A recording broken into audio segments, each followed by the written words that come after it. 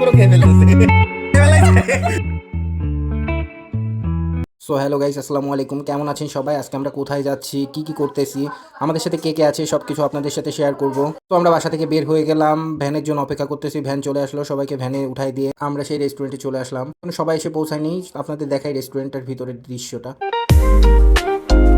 এত সুন্দর রেস্টুরেন্ট কপিলমুনি বাজারে আছে, সবাই অবশ্যই ঘুরতে আসবেন। এই যে ঝাউ গাছগুলোতে এত সুন্দর করে লাইটিং করছে, যা দেখলে মন ভরে যায়। তারপরে সবাই চলে আসলো অ্যান্ড আমরা অলরেডি খাবার অর্ডার করে দিয়েছি, সবাই চলে এসেছে। তারপরে পিজা চলে আসলো, আমি পিজাটাকে নিয়ে সবার কাছে সার্ভ করে দেওয়ার জন্য টেবিলের সামনে চলে গেলাম। তারপর সবাই টেবিলে চলে আসলো, তিশা পিজা সবার মাঝে সার্ভ করে দিচ্ছে। প্রথমে বসছে বাচ্চারা খাওয়া দাওয়া করার পরে আমরা বড়রা বসলাম, বসে খাওয়া দাওয়া শেষ হলো।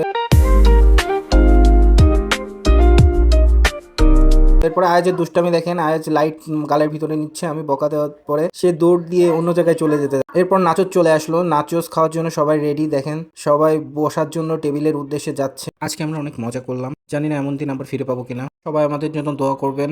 এখানে যারা যারা আছে সবাই আমার শালি আর শালা আর ভাইরা ভাই। একটা পড়ে আছে কইতা তাকে ফেলাইছে, তাকে ফেলাইছে। তুমি ক্ষুধার্ত, 5 দিন যাবত কিছুই খাইনি, এই যে টিস্যু পেপারও খেয়ে ফেলতেছে। সো দেখতে দেখতে আমরা খাওয়া দাওয়া শেষ করে ফেলছি, এখন বাসার উদ্দেশ্যে রওনা হব। আমাদের ভিডিওটা কেমন লাগলো অবশ্যই কমেন্ট করে জানাবেন। তো সবাই ভালো থাকবেন, সুস্থ থাকবেন। আজকের মতো বিদায় নিলাম।